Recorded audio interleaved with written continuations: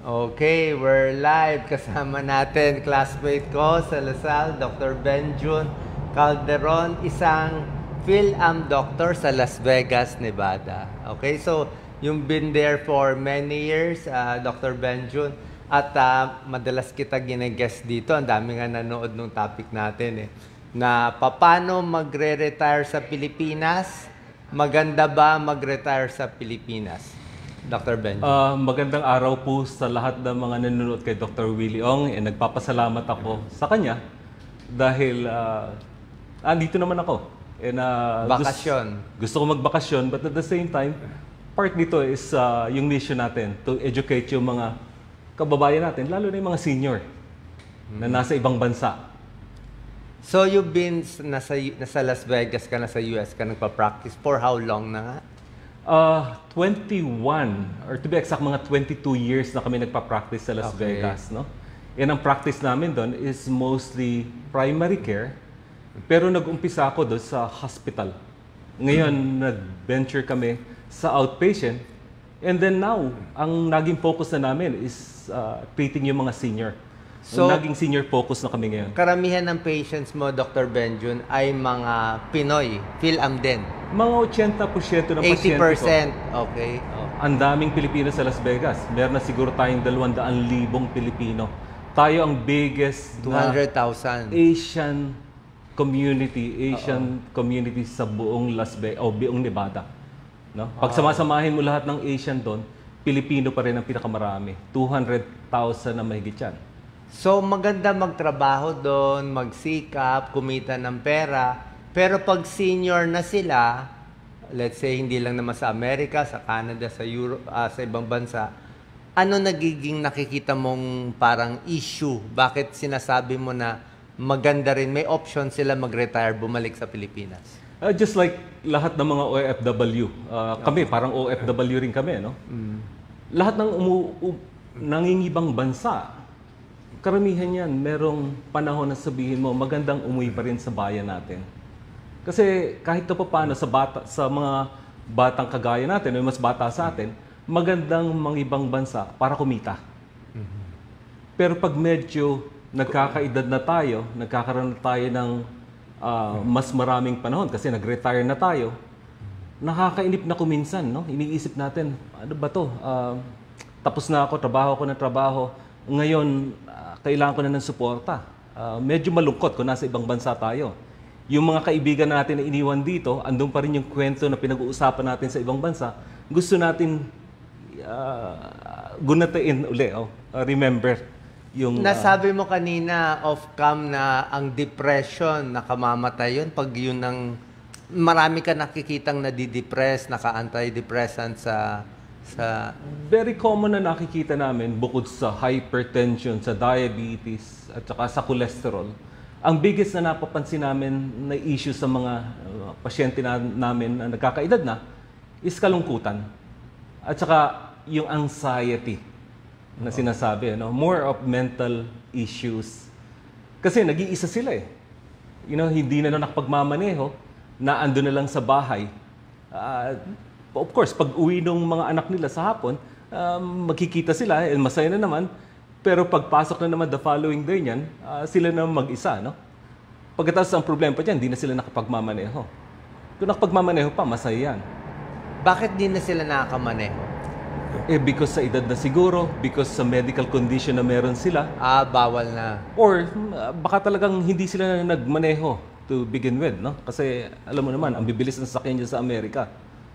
No? So, minsan kasi hindi makarelate yung kababayan natin dito. Parang isipin nila sa Amerika ka na ang ganda-ganda, may pera ka na. Ba't ka pa malulungkot doon? You have everything. It's anong meron dito sa Pilipinas na advantage? Sabi mo nga mula nung last video natin, sa patients mo lang 100 na ang umuwi sa Pilipinas. Yeah, magandang report. 100 na ang umuwi. Sabihin ko kay Dr. Willie kanina na after nung last episode natin dito, mahigit 100 na siguro ang nagpaalam sa akin na pwede pala yung umuwi sa Pilipinas. No? Hindi na pala ako dapat matakot kasi ang worry nila palagi, pag umuwi ba ako doon, paano kung magkasakit ako? No? Yung isang example na pasyente ko, nagpa-pacemaker pa dito, inabutan dito, nakapag-reimburse naman sa Amerika nung bumalik siya. No? Yung insurance, kinover yon. Dito sa tinatawag natin na Medicare Advantage, no? Yun yung HMO ng Ulitin Medicare. natin, nag-pacemaker siya sa Pilipinas. Correct. Gumastos siya dito. Gumastos siya dito ng halos kalahating milyon. Binayaran ng Amerika. Binayaran ng insurance niya sa Amerika. No? Basta importante lang, pag emergency case na napunta ka sa Pilipinas, saka nagkaroon ka ng emergency case or emergency na condition, kunin mo lang yung resibo. Pagkatapos ibalik mo sa Amerika kung naano ka sa Medicare Advantage. Ito yung HMO na tinatawag nila sa mga Medicare. So, ang ganda pala. So, marami ba sa kanilang merong ganitong healthcare na ganito? Itong Medicare Advantage na pag gumastos sila dito, let's say sa Makati Med, Asian Hospital, St. Luke's, pwede pa ma-reimburse doon. Pwedeng ma-reimburse doon. That's the beauty about this Medicare Advantage. No? Dati, hindi popular yan. Kasi Ano to? HMO, Government? Private? it's a private. Kasi meron tayo, you have to realize, meron tayong Medicare na original Medicare na sinasabi, at saka meron tayong pre-privatized na Medicare, which is the Medicare Advantage. No? Ngayon, ang penetration na ngayon is mahigit 40% na ang nasa Medicare Advantage. Imagine niyo kung ilang milyon ang Amerikano na may Medicare. Mahigit 30 million yan. So, ibig sabihin, mga almost 15 million is nasa Medicare Advantage or more. No? Yes. So, ngayon, I'm here, at makikiusap nga rin ako kay Dr. Willie dito, para ma-educate natin yung Pilipino, na kababayan natin, ano ba tong Medicare Advantage para makauwi naman ako sa Pilipinas na hindi ako nagwo-worry. No? Na pag na-emergency pala ako, gumastos ako ng 1 milyon o 2 milyon, pwede ko palang i-reimburse yun doon sa Medicare Advantage or doon sa HMO. No? Yun ang beauty about itong Medicare Advantage. No? Yung mga check-up nila, ito emergency, heart attack, stroke. So, pag napa-admit sila dito, masisingil din nila. Pag emergency, ang ayaw lang nila doon, sa mga insurance sa amin sa Amerika, is gawin mo dito yung mga preventative. No? Yung pampaganda. Yung pampaganda, at saka yung pa-check-up, Liposuction. regular check-up, at saka yung mga... Ang gusto nila doon is, kung emergency, meron kang backup na hospital. No? Kahit anong hospital. Mapa sa Cebu man yan, o mapa sa Baguio man yan, o sa Manila. No? So, sa tingin mo sa healthcare, kasi yung mga big hospitals natin, magagaling naman yung doktor, kompleto naman sa equipment. So, yung mga 99% ng sakit, di ba, makukuha naman dito. Kung ano po yung ginagawa namin sa US ngayon, at saka lalo na sa akin, sa Las Vegas, kayang gawin dito sa Pilipinas yun. Magagaling ang mga doktor natin dito. Inuulit ko nga lang, kailangan tayo yung proactive. No? Unlike sa Amerika, napakaganda ng technology natin sa electronic medical record. Kaya walang Kompleto nakakalusot. sa record. Walang nakakalusot, no? May analytics tayo dyan, may dashboard akong tinitingnan. Kasi, yun ang tinitingnan ng insurance namin. If we're doing a good job, we get paid more kapag ang pasyente namin alagang-alaga. Na napababa namin yung hemoglobin A1C nila, yung sa diabetes. Kung napababa namin yung cholesterol nila, napapababa namin yung blood pressure. Pag-click lang nila dun sa dashboard, ang tawag nila dashboard doon, at saka nakita nila, magaling pala tong doktor na to, binibigyan nilang kami ng incentive. Maganda yun. So, may incentive yung mga US doctors na pagalingin yung pasyente. Siguradong bababa, gagaling, tunay na gamot bibigay. Nako-colonoscopy mo ba? Namamammogram mo ba? At saka yun na check up ba silang madalas. That's correct. So, hindi kami incentivized na magpatingin sa akin. No? Yung tawag nila na lumang sistema ng panggagamot sa Amerika, yung fee for service. I see you, you pay me. No? Ngayon, hindi na. Iba na. Ang tawag nila doon is value-based care. No? Kailangan namin happy yung pasyente. Kailangan namin napapababa yung mga metrics nila. Yung medical quality metrics na sinasabi nila. Yung hypertension, yung diabetes, your cholesterol. At saka kailangan i-report namin kung how sick yung pasyente sa insurance para napopondohan nila ng mas maayos. Doon kami ini-incentivize ngayon, no? which is a different concept ng medical practice sa Amerika, which I'm part of. Kaya lumaki yung pasyente namin ngayon, kaya lumaki ang practice ko. 5 na po kami ngayon sa Las Vegas. Paano yung Pilipino? Kaya, yun ang pinopromote natin. Pinoy ba ang doktor mo? No? Kasi mas madali magkaintindihan kapag Pilipino ang doktor mo. Kahit nasaan lupalop ka sa Amerika, may Pilipino ang doktor doon. Doon kayo magpatingin. Siguro sa Amerika, konti lang manonood sa akin. Kasi kompleto na check-up, magaling na eh. Dito marami walang check-up eh. Kaya nakapunta sa page ko. Anyway, baka umabot din tayo doon sa isang araw. Hindi natin masabi. Pero ngayon, itong topic natin na magre-retire sa Philippines, okay rin ba to sa Amerika? Happy rin sila? Yung mga insurance doon, happy rin sila na marami umuwi o ayaw din nila? Hindi nila pinopromote yun. Pero ang katotohanan yan, para sa colonoscopy, gumagastos siguro ang insurance doon ng up to $2,000. Ah, mas mahal din doon. So, hindi nila pinopromote yun kasi meron silang Mas mura guidelines. dito. Hindi pwedeng i-promote yun kasi magagalit ang gobyerno. Oo. No? Pero ang totoo niyan, kung nagpa-colonoscopy ka dito, medyo may konting bahid lang ng dugo yung puwet natin. Pagkatapos nagpa-colonoscopy, gusto nila yun, emergency yun. Okay. Emergency yun. So itong i-reimburse ginagawa mo, Dr. Benjun, ginagawa natin, tulong talaga sa kababayan natin sa Amerika dahil baka nadidepress sila mag-isa. Marami akong kilala nga eh, na nagiging bipolar, nagwawala, napapaaga yung dementia kasi nga wala makausap. Yes. Napansin ko na nga yun doon sa mga marami kong pasyente na bakit ganito? Mainitin ang ulo tong nanay ko.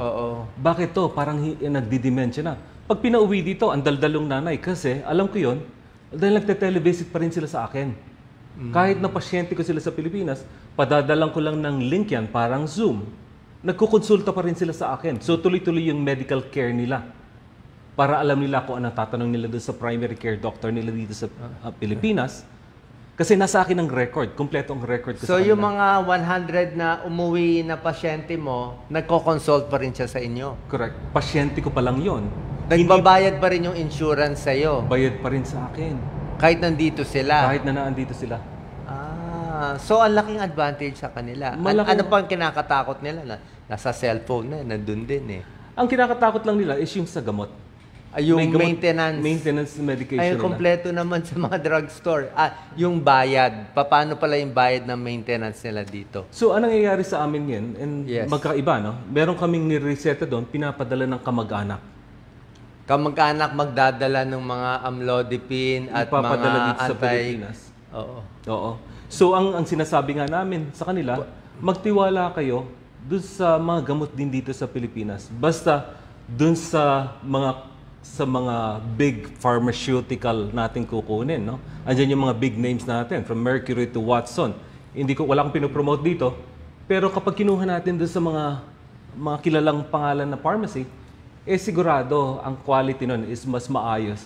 So, in short, gusto lang nila kunin sa Amerika yung gamot, dinadala dito para libre.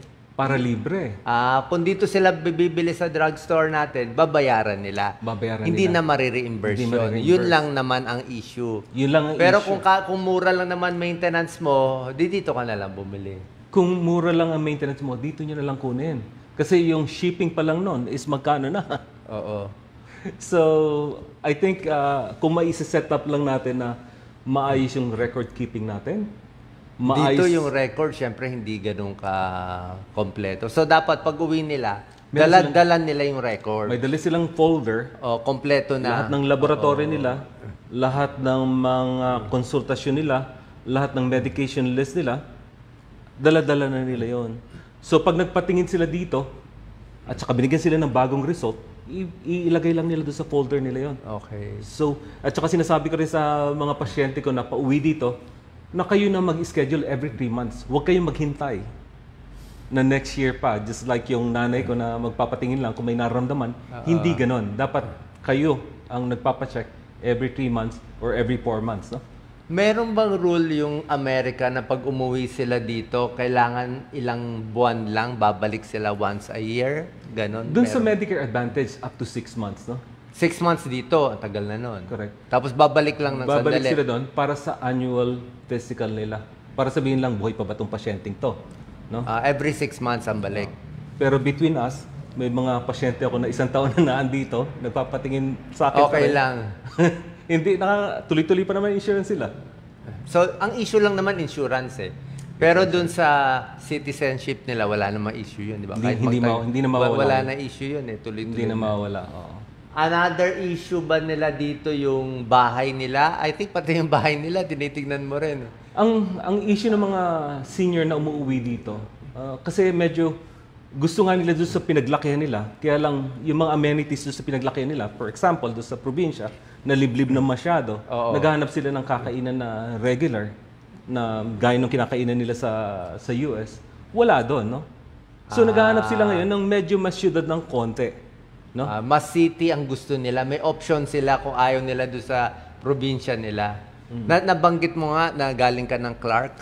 Part ng uwi ko dito is gusto kong i-explore kasi wala akong sagot sa mga pasyente na pauwi doon. Saan ba ang magandang umuwi, no? Just so happen na kausap ko yung main person na nagde-develop doon sa section ng Clark na si Evan McBride. I think he's one of the main guy there. And sinabi niya nga sa akin, meron silang din-develop doon. And pinakita niya pa nga sa akin, tinuro niya sa akin yung medical. Parang ano to, for PhilAms, pang-retire? Hindi siya for PhilAm. Yung buong master plan ng Clark. So kaya sabi ko sa kanya, meron ba ditong para sa retirees? I think they're thinking about it. But now, na pinag-uusapan na to, hopefully madinig niya to at sabihin niya, talaga maglagay nga ako dito ng retired community. Ang daming condo dito. Grabe. Left and right condo, tayuan. Correct. Actually, share to ng mga nagbebenta ng condo. Kasi pag uwi nila, syempre bibili sila ng condo. Most likely, di ba? Ano ma-advise mo sa mga taga-abroad pag uwi? Condo or house? Well, depende kung pabalik-balik sila sa US, no? Kung pabalik-balik sila sa US saka Pilipinas at saka wala rin magbabantay dito, kung meron silang katiwala, di maganda yung may bahay, no? Na kung gusto nila malapit doon sa kanila. Pero kung wala rin nagbabantay, maganda rin ang kondo. Pero palagi ko sinasabi sa mga kababayan natin na pauwi sa Pilipinas, subukan nyo muna, no?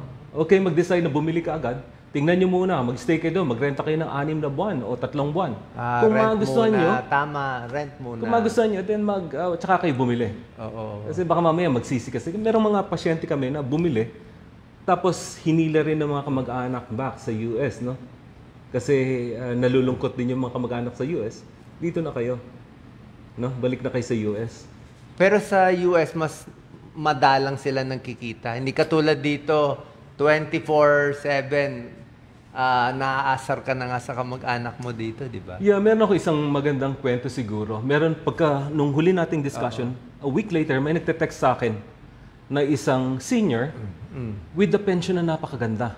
No? Ang pension nila siguro is for, I think, $8,000. Pension niya sa Amerika? Sa Amerika. 8,000. Kalahating milyon. Tama ba? 450,000, mga ganyan. Oo. So yung asawa niya, na inaalagaan niya for 8 years, is nasa bahay. Hindi na siya nakakalabas ng bahay para alagaan yung asawa niya. May 3 silang anak, pero nakatira sa iba-ibang states. No? Nadadalaw lang sila once a year, kung maisipan pa. Malulungkot talaga yon.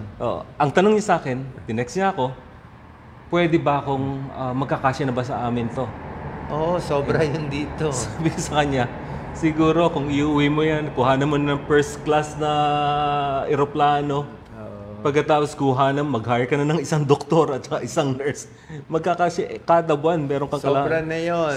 Sobra. Lahat ng pagkain, mabibili mo dito. Correct. And may nagkatulong, siya lang nag-aalaga doon sa asawa niya na na-stroke for 8 years na. So, ang cost of living here is how many times cheaper sa Amerika? Basta alam mo. Ang conversion lang natin is sa 1:55 na 56. So, panalong-panalo talaga. Panalong-panalo. Barya lang talaga dito. Pero ulitin ko, hindi para sa lahat, no? But karamihan sa mga pasyente kung umuwi dito, mas nag-improve ang kanilang dementia. Nawala yung dementia. Akala nila dementia, yung pala. Gamot. Nabawasan yung gamot nila. Pati blood pressure bumaba kasi related sa sa mental health yan eh. No? Kapag ang tao nai-stress palagi kasi nalulungkot, naalala yung kamag-anak dito, tumataas ang mga blood pressure niyan. Pag nadi-depress yung pasyente, tumataas ang blood pressure. Kapag nag-anxiety ang pasyente, tumataas ang blood pressure. Hindi lang yun. Pati mga asukal nila, tumataas na rin kasi kain ng kain. May mga stress eating na sinasabi tayo. Wala nang pakialam. Kakainin ko na lahat to. Pag uwi dito, nagka-chance na may kausap, nakita mo, naglalakad na. No? Tsaka syempre, matutuwa yung mga kamag-anak dito pag uuwi sila. Kasi syempre, galing Amerika, galing ibang bansa, mayaman eh. Diba? Oh. Lahat didikit kay nanay, kay lola, Yeah, kay auntie. Yun ang totoo. But para sa mga nanonood natin dito sa Pilipinas, yun din ang worry ng mga kababayan natin sa Amerika. Ano worry nila? Baka utangan sila? Hindi naman, kaya lang baka hindi magkasya kasi gusto nilang tulungan lahat ng kamag-anak nila. Hahaba yung pila ng kamag-anak. Pila. Ang sabi ko, mag-budget kayo kasi limited. Limited ang budget natin kada buwan. No? Hindi nyo kayang isalba yung buong barangay. No? Ang kailangan natin, mag-set aside kayo na pwede nyo pang-share sa kapitbahay o sa kamag-anak. Okay. Kasi uunahin nyo yung sarili nyo muna. Kasi kung hindi, mapoprostrate kayo, babalik lang kayo sa Amerika. Siyempre may hihingi para sa eskwelahan. Papatayo ng whatever, di ba? Correct, correct. Di ba? About tulong naman kayo sa school, sa barangay, sa halo-halo, di ba? Pwede sa simbahan, pwede sa ibang group. So, nahihirapan din sila paano tumanggi. Paano tumanggi? So, paano ba dapat tumanggi? Sabi ko sa kanila, sinasabi ko lang, may budget kayo. Andito na yung pagkain nyo, sa kuryente, sa bahay, and everything. And lahat ng sobra, yun ang pwede nyo i-share. Huwag nyo i-share lahat kasi hindi pwede, hindi magkakasya yan. Mapoprostrate lang kayo. Talagang uwi kayo sa Amerika uli. Out of frustration. Yung iba naman, lumilipat ng ibang bayan. Lumilipat na ibang bayan. Lumilipat sa ibang bayan, no? And dinadalaw lang pa rin nila yung mga kamag-anak. So, yung mga, ako naman magsasalita para sa mga kamag-anak dito. Hinay-hinay ang paghingi. Diba? Pag binigla mo si lolo-lola, baka biglang umalis. Aalis yan. Aalis yan. Pero advantage to sa Pilipinas. Kasi syempre, dadali nila yung pera dito, dito nila gagastusin, maraming bibili dito. Yun ang gusto natin, di ba? Yun ang gusto natin. Yun ang pabaliktad ng OFW, babalik nga dito. Yun ang reason kung bakit naging advocate ako ng pagpapauwi dito. No? Isa na yun sa mga mental health ng pasyente natin at saka about yung quality of life nito mga senior. Kasi sa amin nagko-complain yan eh. Every visit na makikita ko sila, malungkot. No? Maraming masaya, of course. Pero malungkot. No? But sabi ko, kung maitutulak ko sila sa Pilipinas, magiging mas masaya sila. But at the same time, matutulungan nila ang ekonomiya ng Pilipinas. No? Whatever pension na nakukuha niyan, ang mababa siguro 1,000, pero may mga kilala tayo. Gaya yung sinasabi ko, $8,000. Pag narinig nila $8,000 dito, nako. Napakalaki na yun. Uubusin lang nila yun. Oo. Dahil alam nila, next month may padating na naman. So tuloy-tuloy yun for life? For life hanggang mamatay. Ang laki ng pension, grabe. Hindi lahat yan. Ang average siguro na nakita mo niya, may 1,000, 1,000. Pero siyempre may ipon ka pa naman sa trabaho mo. Meron ka pa sa trabaho mo. Pero ito pa yung mga retirement pension nila. Okay. So napakaganda. Napakaganda para sa ekonomiya natin. No? Napakaganda para support sa... Nalulungkot sila pag nakakausap mo kahit maganda bahay nila, nabibili nila lahat kasi wala silang makausap basically. Yun lang. That's... ganun nangyayari. Kasi ang ganda ng bahay, maglilinis sila ng bahay, maglilinis ng kotse. Pagkatapos nakahiga na sila, hihintay na naman ng... Buong araw walang gagawin. Dito, marami silang makikita. Tapos yung maalala nila yung 40 years ago, 50 years ago, na i-stimulate yung utak. That's true. At saka pwede sila mag-hire ng somebody that can drive them all over the country. Driver. Bakit doon walang driver? No? Kung meron man, saksakan ng mahal. Mahal. Oo. Kahit na saka kung kailangan mo ng kasambahay, wala din. Hindi rin. Wala ka. Ikaw lahat doon. Ikaw maglalaba. Ikaw magpa-plancha. Ikaw magdadrive. Okay. Dito, sa ganung pension, pwede na siya may driver, kasambahay, may condo na siya. Kompleto na yan. May pambayad na siya ng kuryente. May taga-akay na. May taga-masahe ka na. May taga-chismis ka pa. Yun ang wala sa amin doon. Kaya, ang ganda dito sa Pilipinas, is kahit na pumunta ka lang sa ibang bayan na malapit sa dagat o malapit sa bundok, masaya na. ito naman ang issue pa, di ba? Ito, I don't want you to put you on a spot, di ba? Na yung peace and order sa Amerika, sa Pilipinas, how would you compare? Saan sila? Siyempre, kinakatakot nila na mas safe ba dito? Di ba? Marami sila napapanood. Kami rin, marami kami napapanood na biglang may mga barilan doon. So, saan sila? Actually, sa lahat naman, buong mundo ngayon is having issues with peace and order. All I can tell you is yung mga kamag-anak ko, 6 na kapatid ko at nanay ko, is nakatira pa rin dito. And may potential akong dalhin sila sa Amerika. Ang kapatid ko is immigration lawyer sa Las Vegas. So, pwede ko talaga silang ituhilahin doon. No? Pero, hindi ko ginagawa yan dahil mas masaya dito. Alam natin na may issue about peace and order, pero wala pa naman ako nakita na problema sa kanila dito. Sa Las Vegas, may patayan nga lang doon sa isang university na pinapasukan ng isang anak ko. Anything can happen. Ano to, yung mga shooting? Mga shooting. Parang sa Pilipinas hindi uso yung shooting. Parang hindi nga uso kasi I don't know why. Dito ang uso, suntukan, marami.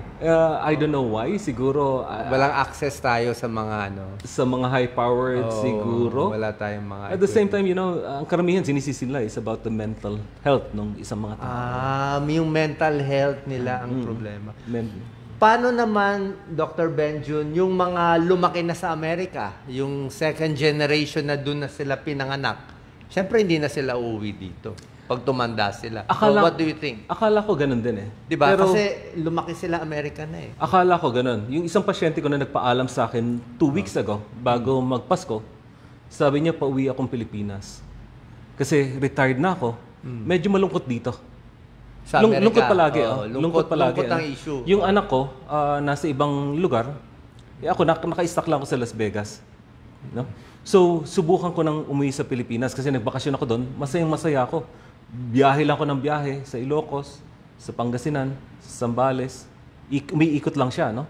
Pagkatapos, sabi niya, at saka, meron ba tayong dentista doon? Yun ang sinabi niya sa akin. Dito? Dito. Maraming dentista dito. Correct. So, ngayon, ini-explore niya na mag-retire dito. Eto, mga pinanganak na to sa Amerika na nag-consider pa na mag-stay na dito. And matutuwa ka. Kasi yung mga Amerikano pa na pasyente ko na may asawang Pilipino or Pilipina, sila pa yung mapursige na pumunta dito. Kasi nakita nila, mas easy daw ang buhay dito. Mabagal. Laging late, okay lang yun.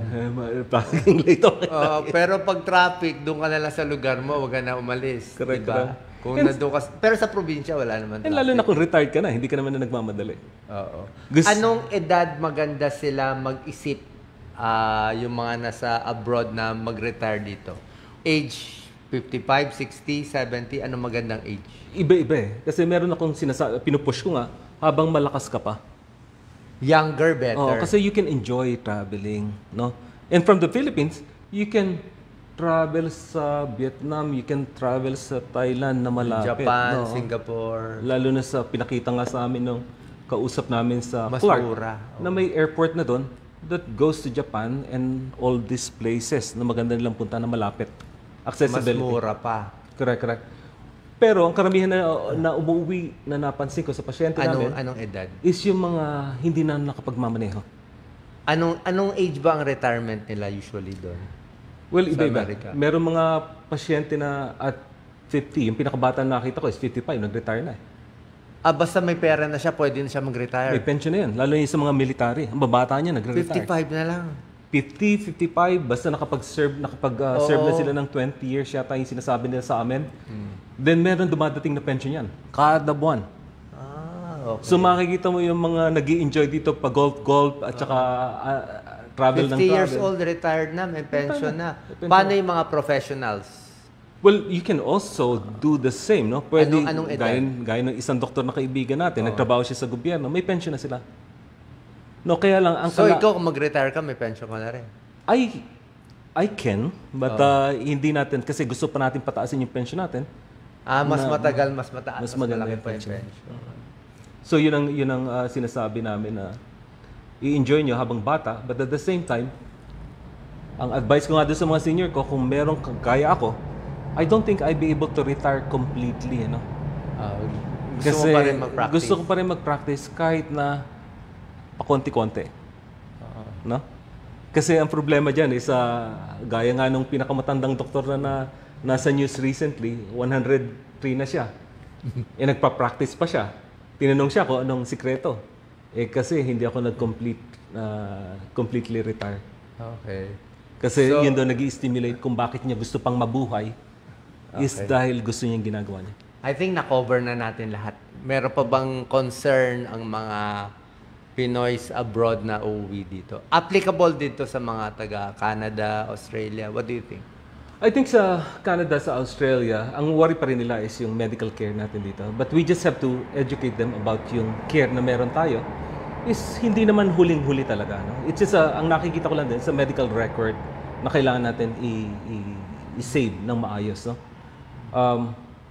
Ano pa nga ba? At saka yung pagre-retire nila ng lugar. No? Yun. Ano ba kalapit sa kanyan? Gano'n ba kalapit sa hospital?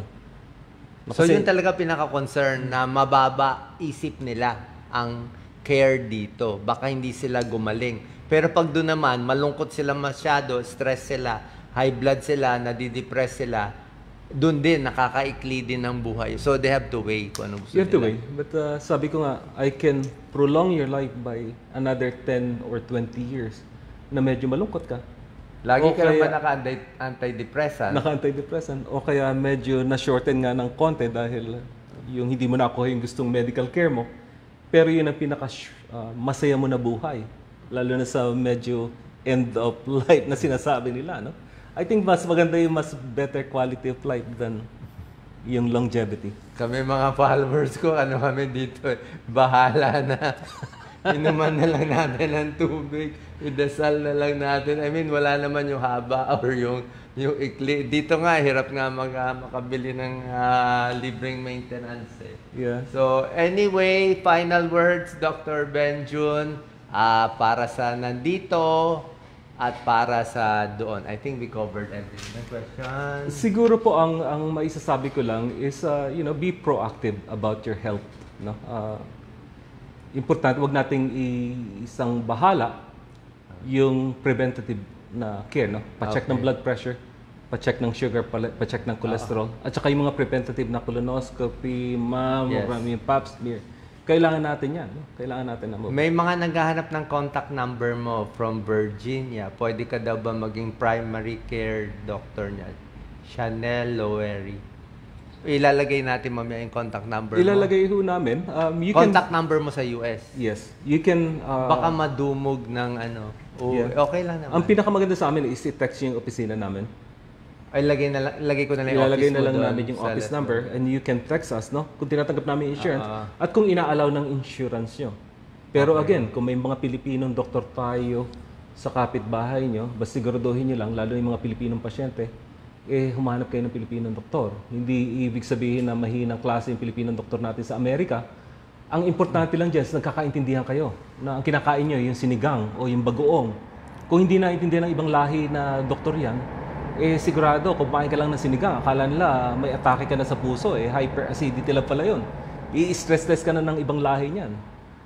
No? So, bago yung sinabi mo, nire-recommend mo sa PhilAMS maghanap ng Pilipinong doktor?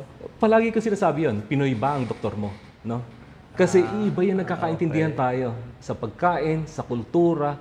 Hindi nila alam na nagpapadala tayo ng balikbayan box. Pag hindi natin na ipadala ng maaga yung balikbayan box, tumataas ang blood pressure natin. Wala silang concept ng balikbayan box. Ganon kasimple, no? Yung pagkain natin na kare-kare o yung binagoongan, hindi nila alam yung ingredients ng binagoongan na pwedeng magtaas ng uric acid natin. Wala silang concept niyan. I-treat na niya. Kesa i-educate na lang tayo, no? So, kailangan naiintindihan nila kung ano yung kultura natin, ano yung pagkain natin, kung ano yung values natin. So, thank you very much, Dr. Benjun Calderon. Pag nakita tayo ulit, I think 300 na makakauwi dito sa Pilipinas. Pero magbabalik pa naman tayo with another topic. Maraming salamat po. Maraming pong salamat. Thank you.